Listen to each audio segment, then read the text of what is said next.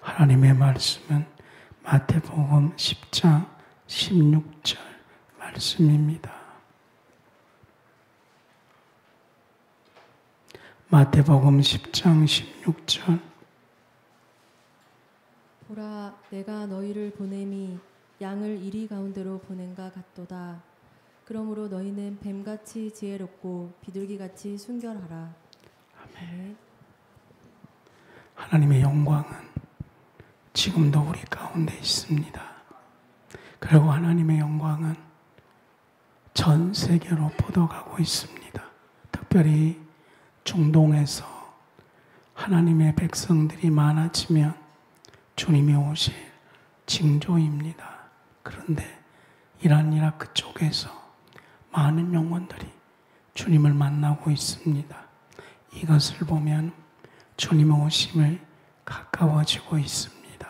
반대로 주님의 오시기 가까워지면 방탕함이 이루어지고 자기가 주인 되어지며 사랑이 없어진다 그랬습니다. 그 없는 그 시대에 그 사람들이 준 혀로 우리 영혼에 충격받지 않도록 성령에 충만해야 됩니다. 우리는 결심합니다. 그들의 혀에서 쏟아부은 불순종과 미움의 언어들은 우리 중심에 두지 않을 것입니다. 거부하면 잠시 그들의 언어가 우리를 힘들게 하지만 그들의 언어가 우리 안에 상처 두지 않습니다. 오늘 저는 메시지를 한 4개 정도 준비했습니다. 첫 번째 메시지가 제가 항상 외치지 않습니까? 가장 성령 충만할 때에 꼭 복음서를 열어서 주님의 말씀 앞에 맞대십시오.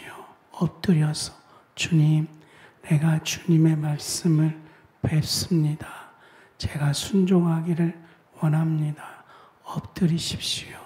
그래서 지금까지 배워왔던 것 말고 설교를 통해서 책을 통해서 그것도 아멘 되지만 인격적으로 1대1로 주의 말씀을 맞이해서 그 말씀 자체가 하나님 말씀이 되어 여러분이 직접 받는다면 저희들은 복음서에서 주님을 새롭게 만나게 될 것입니다.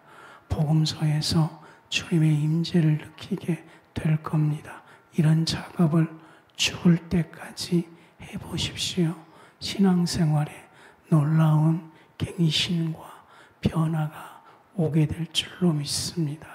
저는 신앙생활 하는데 도움된 중 하나가 설교 듣기인데 그 중에 50년대 설교를 듣습니다. 우연치 않게 50년대 설교했던 몇 편의 설교가 녹음되어서 듣습니다. 그때 메시지 들어보면 진짜 딱 하나예요. 하나님을 믿으세요. 물론 많은 내용이 있지만 제가 그 녹음에서 느끼는 것이 하나님을 믿으세요. 이런 내용이 있어요. 유튜브에 보니까 예수 믿지 않는 목사님들이 요즘 설교를 잘하더라. 하나님 말씀. 로마서 시대가 10장 예수님을 안 믿는 시대구나. 하나님을 안 믿는 시대이구나. 이러면서 하나님을 진심으로 믿어야 되겠다. 이것만이 능력이라고 생각을 갖습니다. 여러분 오늘 주님이 여기에서는 일꾼입니다. 일꾼 제자들을 보내면서 이 세상을 딱 진단했습니다. 일이 때다. 일이 한 명이 아니고 때, 사회라는 거죠. 조직이라는 겁니다. 그러므로 이 세상을 정리하십시오. 주님도 이 세상을 사는 우리를 보내면서 일이 때다. 그랬습니다. 당연히 그 속에는 인본주의, 우상숭배, 자기만 아는 그런 생존 이거를 가지고 있는 세상입니다. 정리했어요. 주님 그렇습니다. 세상은 일이 때입니다. 그런데 왜 우리가 세상에 기대를 두고 어쩌면은 일이 때 대장이 우리가 그토록 바라는 지도자일 수도 있어요. 어리석음을 회개했습니다. 이제는 일이 때한테 우리의 바람도 거부해야 되는 겁니다. 그것은 이 때에 불과합니다. 그리고 주님은 우리를 양이다 이랬습니다. 양은 철저히 목자가 있을 때만이 양은 성장하고 성숙합니다. 양은 스스로의 성장이 아닙니다. 양은 목자가 있을 때만 푸른 꼴, 목자가 있을 때만 안전함, 목자가 있을 때만 자기의 본분의 역할을 감당합니다. 주님 말씀을 들었어요. 저도 성장할 때에 스스로 홀로 있는 양 되어서 내가 성장한 줄 알았는데 양은 목자가 있을 때 성장한다. 양은 목자가 있을 때에 푸른 꼴을 만난다. 양은 목자가 있을 때에 보호를 받는다. 그러므로 영적 성장은 목자가 있을 때만 성장합니다. 이 목자는 주님이십니다. 그러므로 너는 양이야. 그래요. 이 주님의 진단을 받아들입니다. 그리고 주님은 여기서 우리를 보낸다.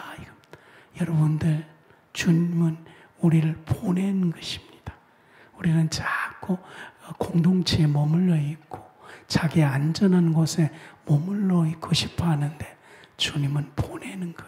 이리때한테 여기에서 많은 괴리를 느끼고 있는 거예요. 왜냐하면 목자한테 붙어 있을 때는 푸른 꼴인데 양한테 미리한테 보낼 때는 어떤 상황이 되겠어요. 그래서 주님은 이스라엘을 애굽에 보내고 주님은 이스라엘을 바벨론에 보내고 주님은 이스라엘을 로마에 보내는 것입니다. 이 보냄에 순종의 문이 열릴 때에 비로소 아버지의 마음을 알 수가 있는 거예요. 보낼 때는 그곳엔 비바람이 오는 것이 정상입니다.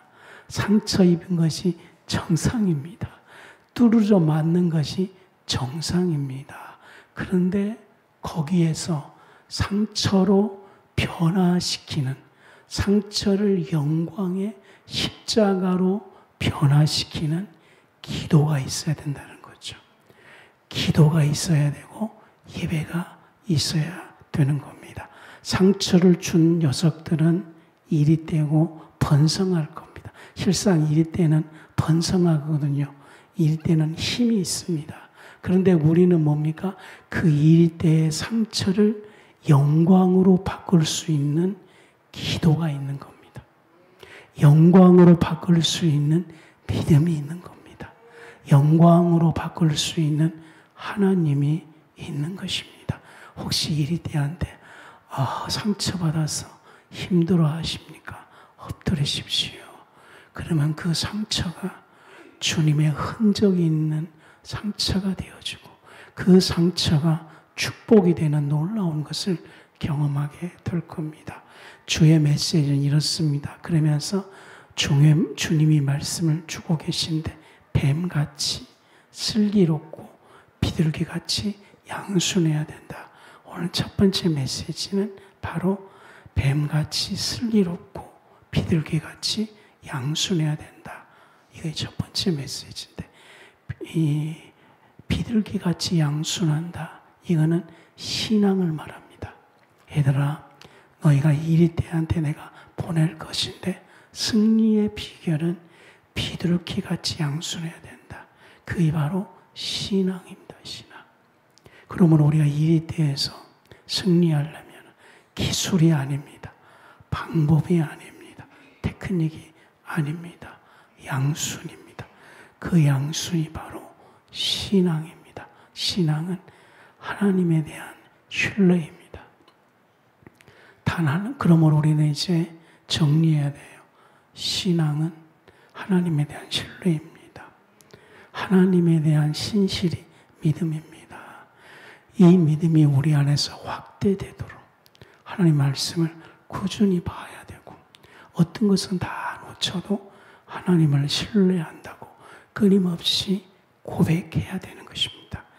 하나님, 나는 하나님을 신뢰합니다.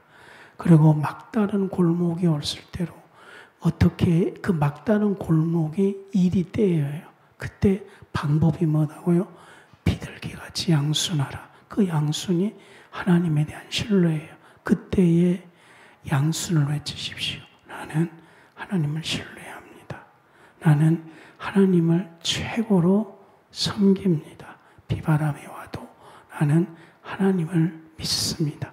라고 그 고백과 신앙 고백이 그 비둘기처럼 양순화되어서 이리때 한 복판에서 상처가 영광으로 변화되는 것을 반드시 경험하게 될 것입니다. 신앙은 하나님에 대한 신뢰예요. 그래서 제가 서두에 말하는 것처럼 50년도에 그 목사님 메시지는 단 하나예요. 하나님을 신뢰하십시오.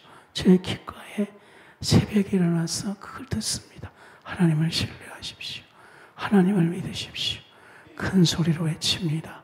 하나님을 신뢰한다고.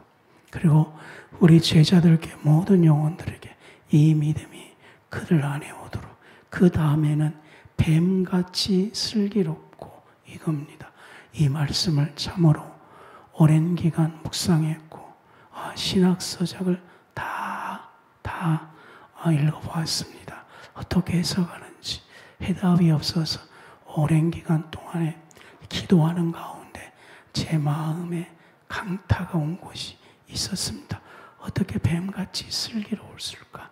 처음으로 동물 중에 사단에 쓰임받는 동물이 뱀입니다. 즉 저주다는 것이죠. 이제 알았습니다. 뱀같이 슬기로운 것. 저주. 사단의 저주, 우리 집안의 저주, 환경의 저주. 이것을 축복으로 바꿀 수 있는 은혜를 구하라. 이렇게 안에 믿음이 왔습니다. 그래서 얼마나 이것이 내게 아멘 되었든지 뱀같이 슬기롭다는 것은 뱀이 사단의 저주를 받아서 망하는 것이 아니라 하나님의 은혜를 구하니까 그것이 축복이 되었다는 거죠. 그것을 했던 분이 예수님이십니다. 십자가는 저주입니다. 근데 십자가의 뜻은 저주예요. 저주에 달린 그거. 율법의 저주. 십자가는 인간이 당할 수 있는 최고의 아픔입니다. 그런데 예수님은 십자가에서 그 저주가 아버지를 섬기니까 그 십자가가 많은 영혼을 구원하는 십자가로 바뀌었습니다. 그러니까 뱀같이 슬기롭지 않으면 아픔이 도리어 성숙되지 않고 아픔이 자기 안에 병을 갖다 와주고 그 아픔이 도리어 자식에게 대물림 주는 경우를 너무 많이 봤습니다. 힘든 사람들 보면 상담가들이 상담해 보면은 거의 가정 상황을 보면 아빠의 엄마의 대물림이 자기한테 와서 자기 자녀에게 그대로 가는 거예요. 상처가 저주죠. 자기한테 대물림 가서 2배로 되어서 자신도 힘들어지고 자녀도 힘들어지고 아무도 그것을 바꿀 수 있는 사람이 없어요. 그 상담 받으면서 눈물을 흘리고 다시는 안 하겠다고 다짐하지만 현장에 가면 삶이 그대로 되어지는 것을 많은 상담가를 보았습니다. 근데 예수의 말씀은 그 너희가 당하는 그 아픔을 대물림 되지 않고 이것이 축복이 되도록 하나님의 놀라운 은혜를 구하라 이 말이었습니다. 그것이 뱀같이 슬기로운 것입니다. 그러니까 교회는 한국에 있는 저주를 어떻게 해요? 하나님의 놀라운 은혜를 구하는 것. 그것이 뱀같이 슬기로운 거예요.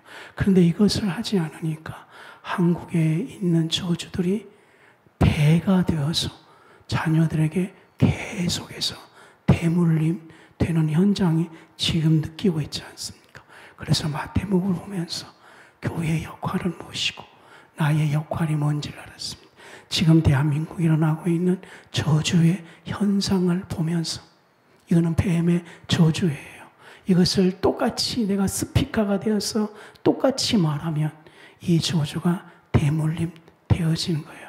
그런데 이 상황에서 내가 엎드려 놀라운 하나님의 은혜를 구하는 기도자가 되면 놀라운 은혜를 구하는 애통하는 자가 되면, 놀라운 은혜를 구하는 믿음의 자가 되면 저주가 십자가가 되어서 많은 영혼을 구원하는 영광의 십자가가 되는 놀라운 것을 하는 것이 바로 뱀의 슬기입니다. 이것을 꼭 적용하십시오. 그래서 저는 이제 다짐했어요. 우리 집안에 흐르고 있는 저주들이 내가 보면 우리 아들한테 그대로 있어. 그러니까 잔소리가 배가 되는 거예요. 잔소리는 아니야. 내 입장에는 염려고 정의야. 그리고 나는 타당해. 왜냐하면 우리 아버님 것이 나도 그대로 와서 나는 것이 싫었는데 아들한테 가는 거야. 그런데 그걸 어떻게 바꿨어요? 잔소리로, 혼냄으로. 그러면은 저주가 3배로 3대째 내려가는 거예요. 어떻게 슬기롭게 되는 겁니까? 하나님의 놀라운 은혜를 구하는 것입니다. 그럴 때에 그걸 바꿀 수 있는 은혜가 오는 것입니다. 주님 오늘 이 말씀대로 행하셨습니다. 주님은 우리를 이리떼한테 보내면서 그 이리떼한테 있는 수많은 사람들이 물러뜯기고 힘들어하는 그 저주들을 어떻게 이기를 원하냐면 하나님 아버지께 은혜를 구함으로, 그래서 십자가에서 저주에서 어떻게 놀라운 은혜를 구했습니까? 아버지를 찾는 거예요. 예수님이 아버지 뜻대로 하십시오. 은혜를 구하는 거예요. 아버지 저들을 용서하소서. 아버지, 예수님이 아버지, 십자가에서 아버지거든요. 실상 은혜를 구하는 겁니다. 이것을 꼭 마음에 두십시오. 오늘 이 마태복음 10장 16절을 놀라운 말씀으로 부르십시오. 이걸 믿음의 결단으로 부르십시오. 이걸 꼭 한번 해보겠다는 다짐을 하십시오. 제가 정말 이것이 됐어요. 이 저주의 십자가가 우리 아들한테 임하니까 이 전남대를 보냈는데 반에서 꼴등을 한 거예요. 학점으로 죽도록 공부를 했어요. 수학을 시험을 딱 보려고 하는데 문제가 영어로 나왔어요.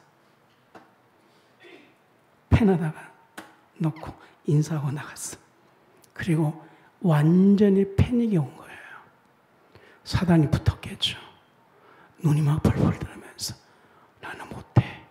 깊은 수렁으로 수령. 이러니까 이제 막 슬픔이 막 강하게 오겠죠. 그런데 제가 새벽마다 뱀같이 슬기로움, 제가 좀 강하잖아요. 맨날 너 뭐 먹고 살래? 좀 강하잖아요, 제가.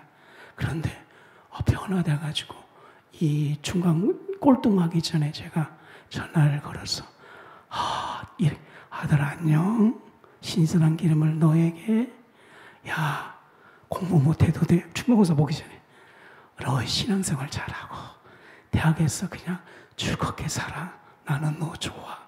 사랑해. 야 치킨값 보낸다. 할렐루야. 이걸 내가 3번 전화해줬어. 왜 그런지 모르겠어. 깊은 나락을 갈 때 아버지 그 목소리가 자기 안에서 싹 올라온 거야. 이거 사랑해. 너 괜찮아. 야 성적이 행복순이 아니잖아. 더 중요. 우리 집안부터 생각해서 너는 전남대에서 꼴등이지만 우리 집에 오면은 너는 1등이야. 왜냐하면 이제 학문으로 따지면 막 그러니까 이 말이 자기에게 은혜가 된 거야. 그러면서 이제 방학 동안에 또 시험을 봤는데 이제 자기가 이제 학점이 안 좋으니까 이제 대기업은 포기하고 애가 이제 그 공기업을 보겠다는 거예요. 자기 혼자 진짜 열심히 해서 한국사 시험을 봤거든요. 원래 공기업은 꼭 그게 필요하지 않습니까? 2등급 맞기도 어렵다 그러더라고요. 1등급은 전체 본 사람의 10%. 친구들도 다 봤어요. 걔가 거기서 1등급을 받아본 거예요. 지도 놀란 거야. 그래서 또 제가 말을 던졌죠. 야 11조 해라. 아무튼 기회만 되면 막 복음 전하고 실조하고 막 난리를 친 거예요. 그래 이번에 이제 제주도에 갔는데 그 이야기 제가 없을 때 그 이야기라는 거 완전히 변하게해서 그만둘라 그랬다는 거예요. 근데 아빠의 목소리가 들려서 자기는 다시 해보겠다는 의지가 생기는 거예요. 저는 그래서 예수님 고맙습니다. 제가 만약에 우리 집에 저 좀 말을 세게 하거든요. 저희 엄마도 말을 좀 세게 해요. 아주 강력하게 초강력 울더라고요. 호랑이 뛰거든요. 아주 소리가 파운드가 강해요. 그럼 저도 맨날 그걸 알았으면 좀 파운드가 강했겠죠. 그거를 새벽마다 예수님을 경외합니다. 그것이 저의 십자가였죠. 그러니까 제가 이 슬기롭게 바꾸는 것을 하나님을 경외한 거였어요. 예수님을 경외합니다. 저에게 교회, 저의 기도 90% 예수님을 경외합니다. 예수님이 좋아요. 저희 집은 예수님만 섬겨요. 우리는 예수님한테 꿀복해요. 우리는 예수님이 좋아요. 예수님만 사랑해요. 막 이랬더만 이것이 저주가 바뀌어서 십자가의 영광이 되었다는 거죠. 그래서 저는 예수님께 감사했어요. 예수님이 없었으면 우리 아들 그만두고 방 안에 이제 맨날 누워있고 게임하고 나락에 빠졌으니까 뭐 한 1년은 난리치겠죠. 그것을 맨날 보는 또 아빠의 슬픔 장난 아니겠죠. 그러나 이렇게 하나님께 영광 돌리게 하셨습니다. 다시 마태복음 10장 16절 너희는 양이야 이리 가운데 보내 너희는 뱀같이 슬기롭고 저주를 축복으로 바꾼 십자가 그 십자가는 예수님이 아버지를 찾는 거라 그랬어요. 자, 제가 아버지 그러면 아멘 해주세요. 십자가에서 예수님이 아버지 저주에서 영광의 십자가로 바꾼 거예요. 그래서 아버지인 거예요. 아버지 목이 마릅니다. 아버지 뜻대로 하소서. 그러면 저주가 축복이 되는 거예요. 그러면 이것을 우리 교회뿐 아니라 지속적으로 하십시오. 뱀같이 슬기로워라. 아멘. 비둘기같이 양순하라. 이것을 이해했습니다. 두 번째 메시지는 계시록 12장 17절 보십시오. 계시록 또 하나가 열렸습니다. 한번 잘 우리가 늘 보고 있잖아요. 그 17절에 그 예수의 증거를 갖는 사람이 용이 분노하죠. 그 여자는 예수의 증거를 갖는 자입니다. 그리고 이거는 그 예수의 증거를 싸우려고 하거든요. 계시록을 보십시오. 예수님의 십자가로 사단을 이겼습니다. 그렇죠. 근데 계시록은 뭐냐면은 여자, 즉 예수의 증거를 갖는 자. 여기서 여자는 남성 여자를 가리킨 것 아니에요. 마치 마리아처럼 여자가 하나님, 주님 뜻대로 하십시오. 신앙 고백하는 사람이 여자예요. 창세기에서 그 여자는 하나님 말씀을 못 지키는 여자예요. 마태복음 1장에서 여자는 하나님 뜻대로 하십시오. 계집종입니다. 신앙을 지킨 여자예요. 여기서 여자는 예수의 증거를 갖는 자예요. 그럼 예수의 증거가 뭐냐면 사단은 십자가에서 무너졌어요. 그러나 사단은 아직도 세계에 활동하고 있는 거예요. 그럼 이 활동한 사단을 잡으러 가는 집행관이 여자인 겁니다. 그러니까 여러분 생각해 보십시오. 사단은 강력한 힘을 갖고 있잖아요. 용이다 그랬잖아요. 권력자다 그랬잖아요. 그런데 아무도 용을 때려잡을 수가 없는 거예요. 하나님께도 막 대적해요. 용은. 하나님 내 이놈 그러면 이 용은 2번 막 대적해. 맘대로 하라고 막 지 맘대로 해요. 그런 놈 어떻게 하잖아요. 근데 가만히 있는데 누가 자기 일을 딱 잡은 거예요. 깜짝 놀라는 거예요. 용이. 아주 연약한 여자가 자기를 잡고 들어오는데 꼼짝이 안 돼요. 사단이. 꼬리부터 막 잡아 들어오는 거예요. 막. 그걸 말하는 거예요.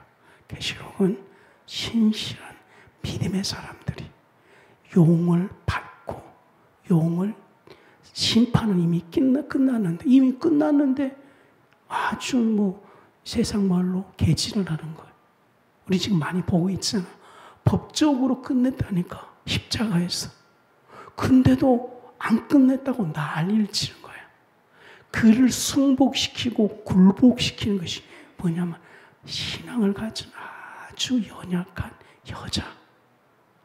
우리가 볼 때는 별 볼 일 없는 사람이 굴복을 시키는 거예요. 그래서 여러분 우리는 예수의 증인이 되십시다. 신실한 여자가 되십시다. 지금 세상 사람 어떻게 살든지 필요가 없는 거예요. 주님은 오늘 용을 굴복시키는 집행관을 찾는 거예요. 십자가에서 완전히 끝냈는데 얘는 안 끝냈다고 바락바락하는 자들, 하나님께 신실하고 눈물을 흘리고 애통하고 이런 자들, 전혀 사단이 관심을 안 갖고 있는 그 녀석, 이 여자가 와서 자기를 딱 잡으니까 자기가 잡혀가는 거예요. 그것이 예수의 증거를 갖는 거예요. 그럼 어떻게 예수의 증거를 갖느냐? 계속했지만 오늘은 요한복음 14장 23절이에요. 봉독해 주시기를 바랍니다. 요한복음 14장 23절.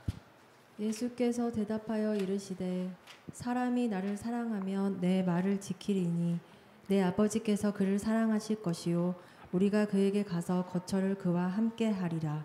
아멘. 어떻게 해야 되냐면은 하나님 말씀을 지키려고 몸부림치는 무릎을 가져라 이겁니다. 그러니까 주님이 로고스를 주셨습니다. 그래서 오늘 요한복음 14장 이 말씀이 당신 영혼에 울려 퍼지게 하십시오. 요한복음 14장 23절밖에 안 읽었지만 15절부터 23절이 이 말씀이 여러분의 영혼에 울려 퍼지도록, 이 말씀이 나의 전부가 되도록 꼭 하십시오. 말씀이 나에게 완전히 접목되도록. 그래서 주의 말씀이 되도록. 또 하나는 당신의 마지막 결정자가 예수님이 되도록. 이 명령자가 주님이 되도록. 당신의 명령자. 사단의 창세기의 최고의 명령자는 사단이었어요. 그런데 오늘 요한복음 14장에서 당신의 최고의 명령자, 그러니까 안에서 분노 일어날 수 있어요. 안에서 또 욕심이 일어날 수 있어요. 또 싫어한 마음이 일어날 수 있어요. 그걸 부둥고 갈 수 있어요. 성격 따라 틀리고 집안에 따라 틀려요.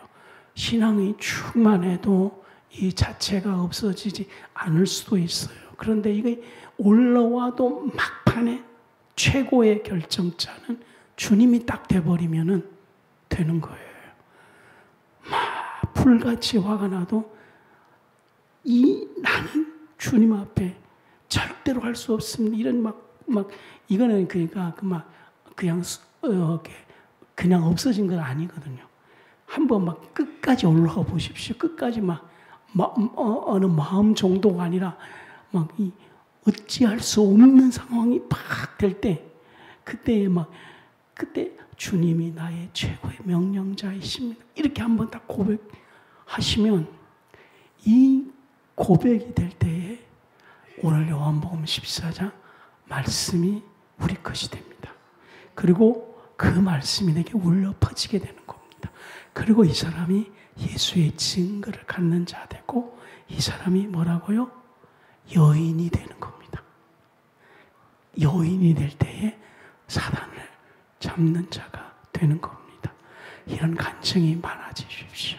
당신 영혼의 최고의 명령자가 되십시오. 그러니까 안에 미움이 오면 미움이 없어지지 않아요. 절대 신앙의 환상을 갖지 마시기 바랍니다. 신앙의 환상 때문에 문제예요, 여러분들. 절대적으로 돈의 욕심이 아니에요. 이건 죽을 때까지 따라다니는 우리예요. 근데 뭐냐면 미움이 안에 나를 쳐들어올 때에 예수님이 용서하라 그랬지. 그래서 손을 딱 잡아버린 거예요. 이게 뭐예요? 최고의 명령권자에게 말에게 자기가 순종하는 거예요. 이렇게 딱 잡으면 그때 용서가 되는 거예요. 이걸 못 잡으면 끊임없이 그것들이 주인 되어서 성장되지 않아요. 성장되지 않으면 개가 주인 되어서 한 번도 요한계시록 12장 17절을 경험하지 못하고 신앙은 원래 그러는 거야. 믿음 원래 그런 거지. 하나님께 충성해봐도 그렇지. 이걸로 인생을 마치는 거예요. 근데 성경은 대부분 이렇게 된다 그랬어요. 좁은 문으로 가는 소수만이 주님의 최고의 명령권자가 되어서 딱 잡아가지고 이거를 경험한 자가 되는 겁니다. 그러니까 여기에 져서 슬픔에 빠진 자들의 소리가 믿음이라고 생각하지 마십시오. 여기에 빠져서 그 사람들이 정상이라고 생각하지 마십시오. 우리는 높이 올려서 신앙의 믿음이 오도록 그렇게 하십시다. 세 번째로는 이사야에게 임하는 성령입니다. 이사야 8장 25절. 세 번째 메시지는 이사야에게 나타나는 성령님이십니다.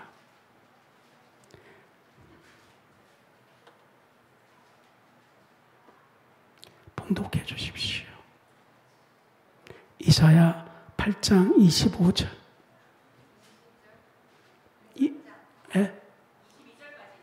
그러면 3장인가 보다.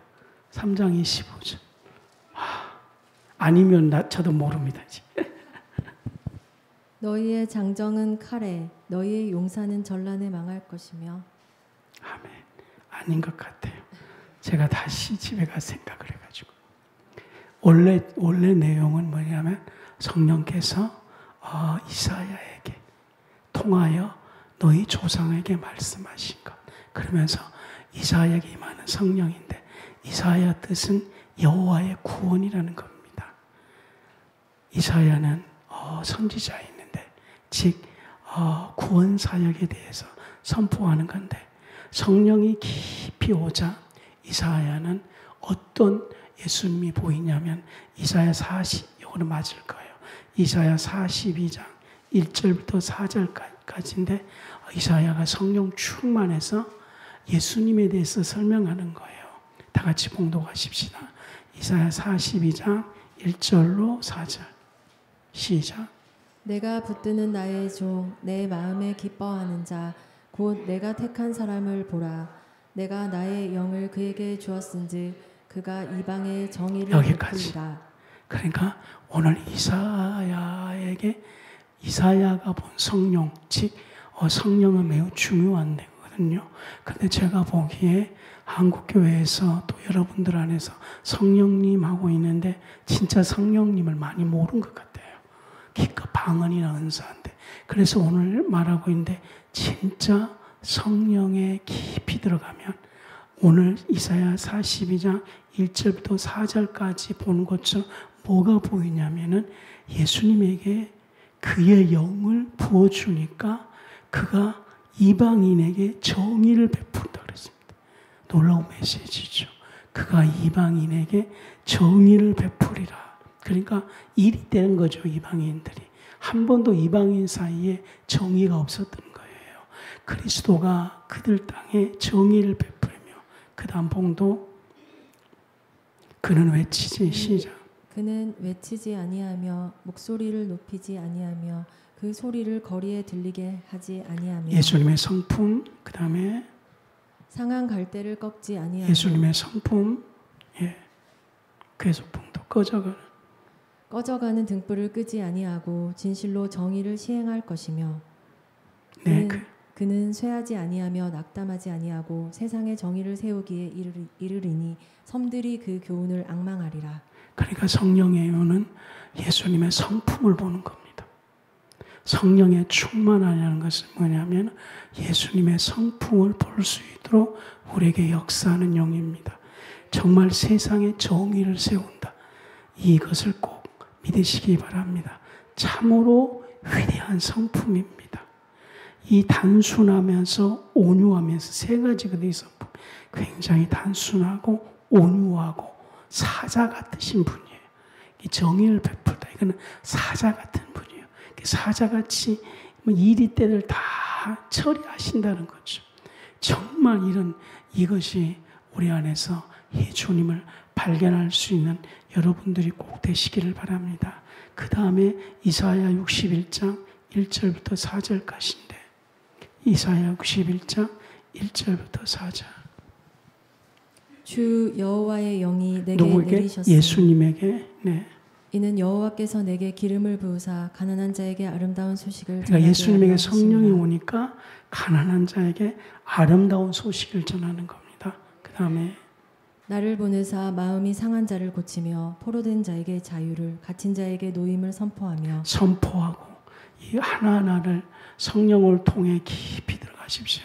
이걸 어떻게 하냐면 성령님을 계속 부르면서 이사야 61장 1절로 4절을 정말 말씀이 내 안에 들어도 이것이 지금 당신에게 적용되고 내게 선포해야 되는 거예요. 그러니까 이 말씀이 예수님이 성령이 임해서 지금 나에게 선포하는 거예요. 나에게 보내사 나의 마음을 고치시고 나의 포로된 것에 자유를 주시고 나에게 선포하는 거예요. 이게 성령님입니다. 제가 다시 한번 성령님 임하소서 할 때 이사야 61장 1절과 4절이 지금 나에게 그대로 임하는 겁니다. 그리고 여호와의 은혜의 해와 우리 하나님의 보복의 날을 선포하여. 여보단다. 여러분들, 내가 갑자기 여러분 여보 그러지. 여러분, 주여. 하도 우리 집안이 요즘 사랑이 충만해가지고 여호와의 보복의 날을 선포하고, 이게 더 밑줄 자. 하나님이 보복의 날. 할렐루야. 하나님의 보복의 날. 그럼 우리는 용서하고 믿음대로 사십시다. 여호와가 전쟁을 선포할 것입니다. 트럼프가 하는 것이 아니고 여호와의 보복의 날. 그러므로 교회는 트럼프를 믿는 거 아니에요. 하나님의 보복의 날을 오도록 우리는 겸손하고 하나님만 예배할 것입니다. 하나님, 예수님이 보복의 날을 선포하면 사단들, 우리를 괴롭힌 사람들, 우리의 저주들은 갈기갈기 찢게 될 것입니다. 그 다음에요. 모든 슬픈 자를 위로하되 무릇 시온에서 슬퍼하는 자에게 화관을 주고. 자꾸 시온에서 화관을 주고. 너무나 저는 아멘 했어요. 저의 시온은 경대 운동장이었어요. 거기서 정말 슬퍼하고 있었어요. 근데 주님이 나에게 화관을 주셨어요. 이것이 제게 아멘 되었습니다. 그 다음에 그 죄를 대신하며 기쁨의 기름으로 그 슬픔을 대신하며. 그 죄를 대신하여 아주 나무에 불이 나서 싹 탄 그 죄 있지 않습니까? 기쁨의 기름으로 그 슬픔을 대신하여. 다음에 찬송의 옷으로 그 근심을 대신하시고. 그 다음에 중요한 거. 그들이 의의 나무 곧 여호와께서 심으신 그 영광을 나타낼 자라 일컬음을 받게 하려 하심이라. 의의 나무. 아담은 그 선악과 나무에 실패했지만 우리는 의의 나무, 하나님의 그 나무, 그곳에서 하나님의 영광이 나타날 것입니다. 그 다음에요. 그들은 오래 황폐하였던 곳을 다시 쌓을 것이며 옛부터 무너진 곳을 다시 일으킬 것이며 황폐한 성읍 곧 대대로 무너져 있던 것들을 중수할 것이며. 이것이 성령이 충만할 때에 예수님이 선포하는 것인데 이것이 나의 말씀이 되고 예수님이 직접 나에게 선포해서 내게 믿음이 올 때까지. 그래서 이 말씀 앞에 절대 굴복하고 순종하고 무릎 꿇는 역사가 성령님이십니다. 그럼 제가 성령 충만할지어다 아니에요. 절대. 그래서 저는 성령 받으면 방언 들어보십시오. 성령 받는 방 그렇게 하는 사람 랄랄랄랄 별로 아름답지 않잖아요. 그렇잖아요. 또 시끄럽기도 하고 익숙하다 보니까 괜찮지만 아마 조 집사님 이런 분들 우리가 방언할 때에 많이 싫었을 거예요. 소리 거칠고. 그렇죠. 그랬을 거예요. 어떤 분이 이렇게 이야기 보면은 사모님들이 주로 방언이 좀 걸쭉하잖아요. 그래서 보니까 교회 가는데 사모님의 방언 소리 너무 듣기 싫어서 교회 다니기 어려워. 성령님께서 왜 방언을 이렇게 하셨을까? 혹시 여러분들께서 가톨릭인데 보면은 뭐 십자가 소년들이 부를 때 그 천상의 노래 막 이런 소리처럼 우리 방언을 그렇게 하셨으면 어떻게 하셨을까? 우리가 방언을 말하면 막 천상의 소리가 돼버려. 그렇게 하지 않기 위해서. 그렇게 방언을 천상의 소리를 만들면 또 신자들이 녹음해가지고 그 소리, 천상의 소리, 신비의 소리, 영성의 소리, 예수님 안 찾고 또 방언 소리에 집착을 하는 거예요.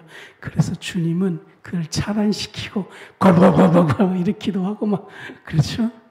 내 말 뭔 말인지 아시죠? 그래서 성령님은 뭐라고요? 예수님이 이사야 61장에 선포한 이것이 나에게 믿음 되도록, 이것이 나에게 신앙 되도록. 오늘 이 중에 하나만, 나는 갑자기 시온에서 화가 이게 너무 마음에 되었어요.